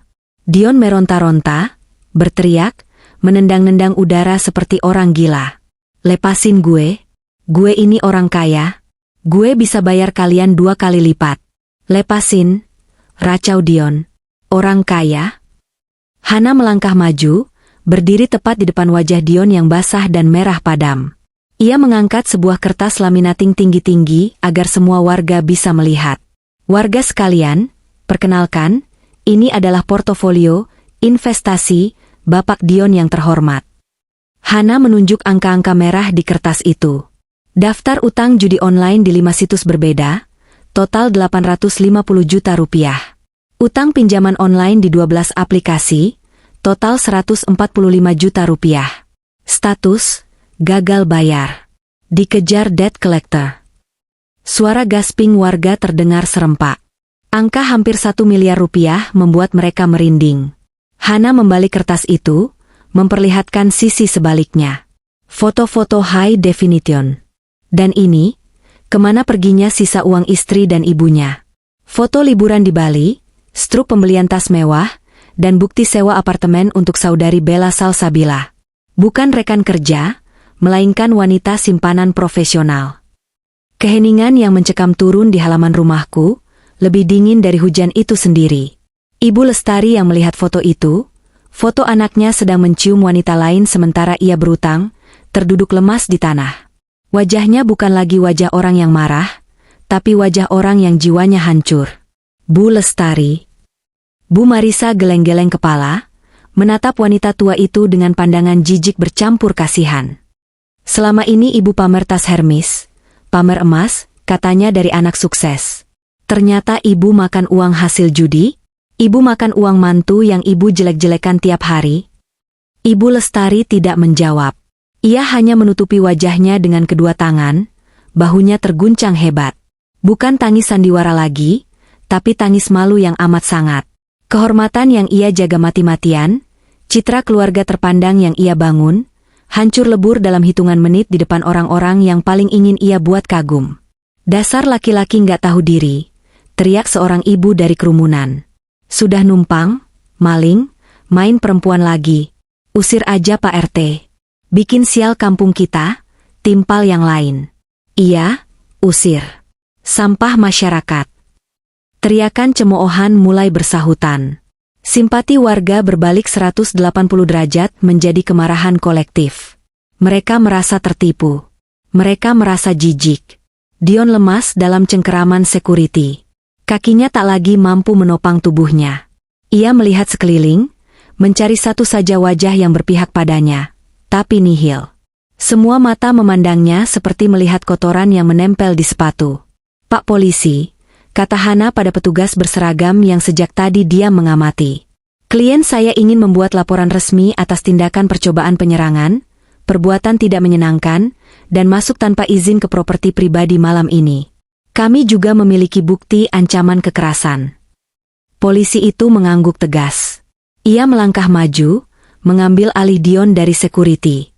Baik, Bu. Mari, Pak Dion. Sebaiknya Bapak ikut kami ke kantor polisi untuk diamankan, daripada Bapak diamuk masa di sini. Dion menangis. Air matanya bercampur dengan air hujan. Pertahanannya runtuh total. Riz, Clarissa tolong, aku nggak mau dipenjara. Riz, aku suami kamu. Aku menatapnya dari teras. Jarak kami hanya 5 meter, tapi rasanya seperti terpisah samudera. Tidak ada lagi rasa cinta, tidak ada lagi rasa iba. Hati saya sudah menjadi beton untuk mereka. Kamu bukan suamiku lagi, Mas. Kamu hanya orang asing yang pernah numpang tidur di rumahku. Jawabku datar. Dan tolong, bawa ibumu sekalian. Jangan tinggalkan sampah di halamanku. Polisi mulai menyeret Dion menuju mobil patroli. Dion meronta lemah, kakinya terseret di aspal.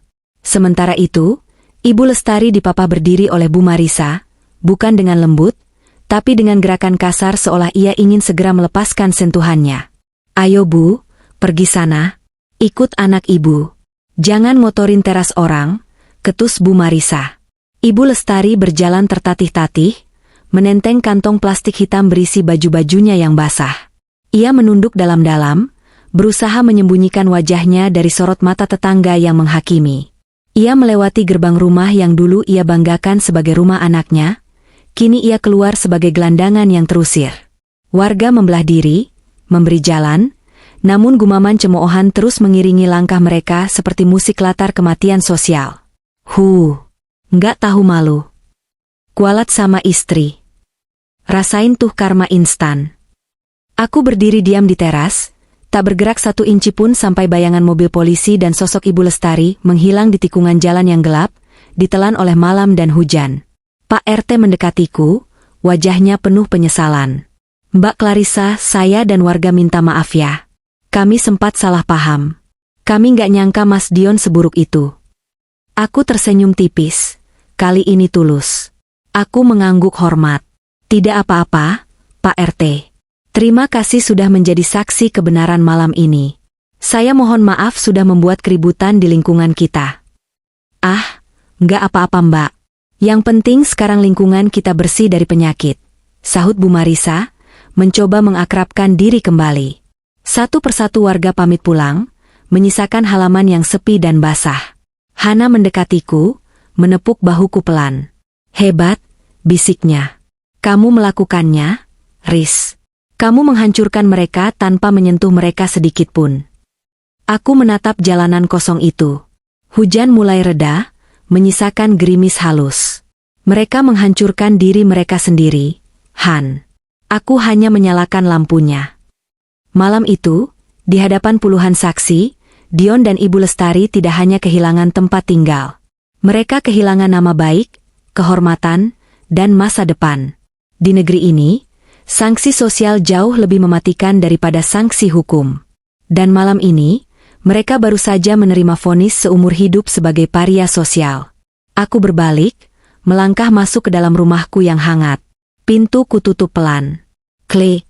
Suara kunci yang berputar itu terdengar seperti simfoni kemerdekaan. Malam pertama setelah pengusiran itu adalah malam terhening yang pernah kurasakan. Tidak ada suara dengkuran Dion yang mengganggu, tidak ada suara TV yang dinyalakan terlalu keras oleh Ibu Lestari, dan tidak ada bau asap rokok yang menempel di gorden. Hanya ada aku, secangkir teh chamomile, dan kebebasan yang rasanya begitu asing namun manis. Aku menghabiskan minggu pertama bukan dengan berpesta, melainkan dengan membersihkan jejak mereka. Aku memanggil jasa pembersih profesional untuk mensterilkan rumah. Kasur di kamar utamaku bakar, aku tidak sudi tidur di atas benda yang pernah ditiduri pengkhianat. Dinding ruang tamu yang dulu dipilihkan warnanya oleh Ibu Lestari, warna kuning gading yang kuno, kucat ulang menjadi abu-abu muda yang elegan dan modern. Setiap sapuan kuasket di dinding rasanya seperti menghapus memori buruk dari otakku. Proses perceraian berjalan lebih cepat dari dugaan. Dion tidak pernah muncul di pengadilan. Hana memberitahuku bahwa Dion terlalu malu dan takut ditangkap polisi lagi karena laporan penipuanku, yang sebenarnya kutunda prosesnya sebagai ancaman gantung agar dia kooperatif. Hakim memutus verstek. Talak jatuh. Aku resmi menjadi janda, status yang dulu kutakuti, tapi kini kurayakan sebagai gelar kemerdekaan. 6 bulan kemudian. Matahari pagi Jakarta terasa berbeda hari ini. Hangat, tidak menyengat. Aku berdiri di depan jendela kaca besar di lantai 18 gedung perkantoran di kawasan Sudirman. Di bawah sana, mobil-mobil terlihat seperti mainan kecil yang merayap. Ibu Clarissa, suara Rina, sekretaris baruku, terdengar dari interkom. Perwakilan dari Kementerian Pariwisata sudah datang untuk membicarakan kontrak catering acara G20 bulan depan. Baik, suruh mereka masuk ke ruang rapat A. Saya kesana 5 menit lagi, jawabku sambil merapikan blazer putih gadingku. Aku menatap pantulan diriku di kaca jendela. Wanita yang kulihat di sana nyaris tak dikenali jika disandingkan dengan Clarissa 6 bulan lalu. Rambutku kini dipotong bob pendek asimetris, memberikan kesan tegas dan dinamis. Kulitku cerah, terawat karena aku akhirnya punya waktu dan uang untuk ke klinik kecantikan. Uang yang dulu habis disedot parasit di rumahku.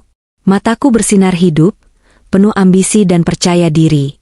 Bisnisku, Clarissa Catering Property, meledak. Setelah drama rumah tanggaku usai, aku bisa fokus 100% pada pekerjaan. Energiku tidak lagi habis untuk melayani suami manja atau makan hati dengan mertua. Kontrak demi kontrak berdatangan. Aku bahkan baru saja mengakuisisi sebuah lahan di Bogor untuk dijadikan villa sewaan. Tuhan memang maha adil. Ketika kita membuang sampah dari hidup kita, Dia memberikan ruang untuk rezeki masuk. Siang harinya, setelah rapat sukses dengan kementerian, aku memutuskan untuk melakukan inspeksi mendadak ke pasar tradisional di pinggiran Jakarta Timur. Aku berencana mencari pemasok bahan baku baru yang lebih murah untuk divisi catering sosialku, program makan gratis yang kubuat sebagai wujud syukur. Sopir pribadiku, Pak Ujang, memarkir mobil sedan hitam mengkilapku di depan pasar yang becek dan bau. Ibu yakin mau turun? Pasarnya kotor banget, Bu. Biar saya saja yang panggil pedagangnya, tawar Pak Ujang khawatir. Nggak apa-apa, Pak. Saya perlu lihat kualitas sayurannya langsung. Tolakku halus. Aku mengganti sepatu hak tinggiku dengan sneakers putih yang kusimpan di mobil, lalu melangkah turun. Bau amis ikan, sampah busuk, dan keringat manusia langsung menyergap hidungku. Hiruk-pikuk tawar-menawar, teriakan kuli panggul, dan suara klakson motor menciptakan simfoni kekacauan yang khas. Aku berjalan menyusuri lorong pasar yang sempit, sesekali melompati genangan air hitam. Aku sedang memilah cabai merah di sebuah lapak ketika telingaku menangkap suara keributan dari arah warung makan tenda di sudut pasar, dekat tempat pembuangan sampah sementara. Kerja yang bener dong. Nyuci piring aja lelet. Masih ada minyaknya nih. Dasar nggak guna. Suara bentakan itu diikuti bunyi perang piring plastik yang dilempar. Aku menoleh. Di bagian belakang warung pecel lele yang kumuh itu, di samping selokan terbuka yang airnya berwarna hitam pekat dan berbusa, seorang pria sedang berjongkok. Pria itu mengenakan kaos partai yang sudah lusuh, warnanya pudar dan kerahnya melar. Celana pendeknya dekil penuh noda minyak. Ia memakai sandal jepit yang tali kirinya sudah disambung dengan peniti. Rambutnya gondrong, kusam, dan berminyak, seolah sudah berminggu-minggu tidak keramas. Wajahnya dipenuhi brewok yang tumbuh tidak beraturan. Ia sedang dimarahi oleh pemilik warung, seorang wanita gemuk yang memegang centong nasi seperti senjata. Pria itu hanya menunduk, mengangguk-angguk patuh dengan gestur tubuh yang sangat ketakutan. Gestur seorang pecundang sejati. Saat pria itu mengangkat wajahnya sedikit untuk menyeka keringat di dahinya dengan lengan baju yang kotor, napasku tercekat. Itu Dion. Dion Sang, manajer investasi. Dion yang dulu memaki masakanku kurang garam. Dion yang dulu melempar uang receh ke wajahku karena aku minta uang listrik. Dion yang dulu selalu wangi parfum mahal yang kubelikan. Kini, dia berjongkok di pinggir selokan, mencuci sisa tulang ayam dan sambal bekas orang lain demi sesuap nasi. Tangannya yang dulu halus karena tidak pernah bekerja kasar, kini terlihat kasar, merah, dan pecah-pecah terkena sabun colek keras setiap hari. Aku terpaku di tempatku berdiri, tersembunyi di balik tiang tenda. Rasanya seperti melihat hantu. Tiba-tiba, seorang wanita tua muncul dari balik tumpukan kardus bekas di samping warung. Penampilannya tak kalah mengenaskan. Ia memakai daster batik yang sudah sobek di bagian ketiak, rambut putihnya acak-acakan tanpa disisir. Wajahnya kempot, tulang pipinya menonjol. Tidak ada lagi bedak tebal, tidak ada lagi lipstik merah menyala. Itu Ibu Lestari. Wanita yang dulu memamerkan tas Hermes KW-nya dengan dagu terangkat tinggi, kini memegang sebuah mangkuk plastik kosong yang retak. Ia berjalan terpincang-pincang mendekati Dion. "Yon, Ibu lapar." Rengek Ibu Lestari, suaranya parau dan lemah. "Minta duit dong buat beli obat pusing." Kepala ibu nyut-nyutan dari pagi kena panas. Dion membanting spons cucinya ke dalam ember air keruh. Ia menatap ibunya dengan tatapan penuh kebencian dan kelelahan. "Duit dari mana, Bu?" bentak Dion kasar, tapi volumenya tertahan karena takut pada bos warung. "Gaji hari ini aja belum turun. Ibu lihat nih tangan saya sampai lecet semua. Ibu sih, sakit mulu. Bikin susah aja. Coba dulu ibu nggak maksa saya beli tas-tas sialan itu, kita nggak bakal kayak gini." "Kok kamu nyalahin ibu?" Ibu Lestari mulai menangis. Air matanya meleleh di pipi yang keriput. "Kamu kan anak laki-laki. Kamu janji mau bahagiain ibu. Mana janjimu? Ibu nggak mau tidur di kolong jembatan lagi, Yon. Banyak nyamuk. Ibu nggak kuat. Ya terus mau tidur di mana? Hotel? Sadar diri, Bu. Kita ini gembel sekarang." Dion mendorong bahu ibunya pelan karena frustrasi. Ibu Lestari terhuyung dan jatuh terduduk di atas tumpukan kardus basah. Pemandangan itu begitu menyedihkan, begitu tragis, hingga rasanya tidak nyata. Karma ternyata tidak menunggu kehidupan selanjutnya. Ia bekerja real time, akurat, dan brutal. Aku teringat laporan detektif Hana sebulan lalu. Setelah diusir, Bella langsung memblokir nomor Dion dan menghilang begitu tahu Dion jatuh miskin. Dion dikejar-kejar debt collector sampai babak belur, motornya disita paksa di jalan. Tanpa ijazah asli, karena ditahan kantor lamanya akibat kasus penggelapan, tanpa koneksi, dan dengan catatan kriminal, tidak ada perusahaan yang mau menerima Dion.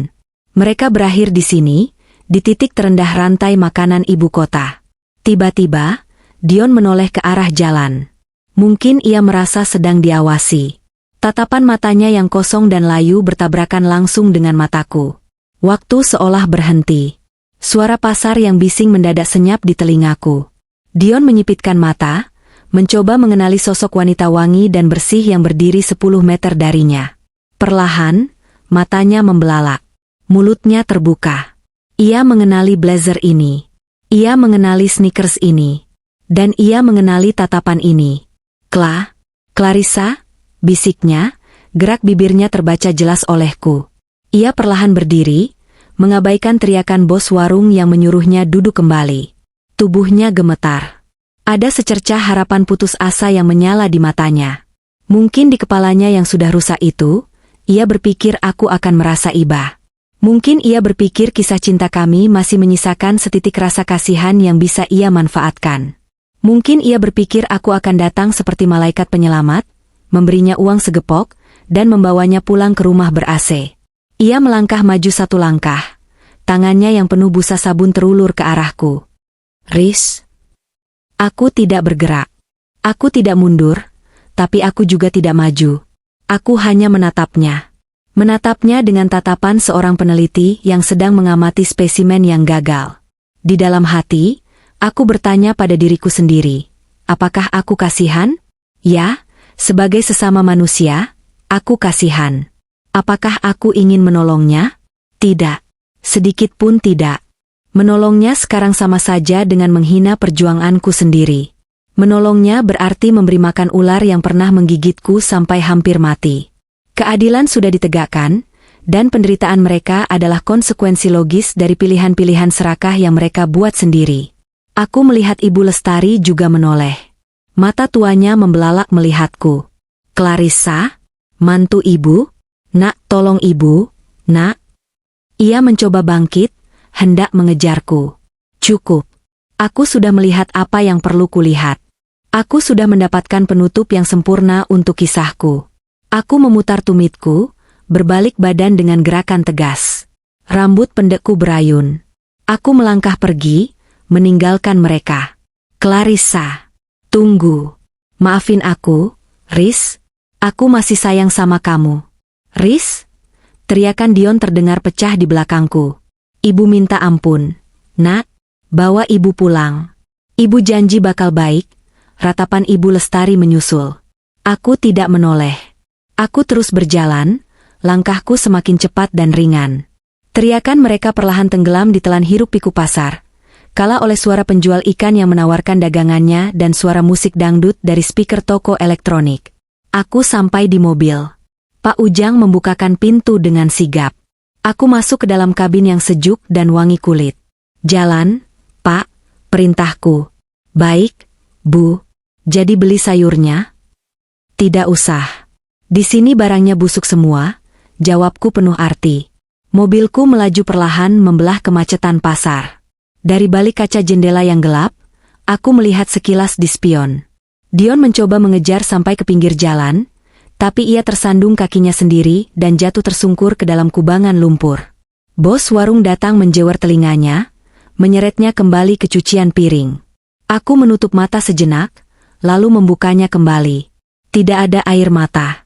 Hanya ada rasa lega yang luar biasa. Rasa lega yang mengisi seluruh rongga dadaku, menggantikan rasa sakit yang dulu bersarang di sana bertahun-tahun. Ponselku bergetar di dalam tas. Sebuah pesan masuk dari Hana. Riz, dinner nanti malam jadi? Ada klien yang mau kenalan sama kamu. Pengusaha properti muda, ganteng, baik, dan yang paling penting dia sangat menghargai wanita mandiri. Namanya Adrian. Aku membaca pesan itu sambil tersenyum. Bukan senyum sinis, bukan senyum kemenangan, tapi senyum harapan. Aku mengetik balasan dengan jari jemari yang mantap. Jadi, tapi aku bayar sendiri ya, atau setidaknya split bill. Aku bukan wanita yang butuh dibayari lagi. Aku wanita yang bisa membeli mejanya sekalian. Hana membalas dengan emoji tertawa dan jempol. Mobilku melaju kencang, meninggalkan pasar kumuh itu, meninggalkan masa lalu yang membusuk di selokan, menuju jalan protokol Jakarta yang lebar dan bermandikan cahaya matahari. Gedung-gedung pencakar langit di depan sana seolah melambai, menyambutku. Aku, Clarissa Anindita, janda, pengusaha, wanita merdeka. Akhirnya, aku benar-benar pulang.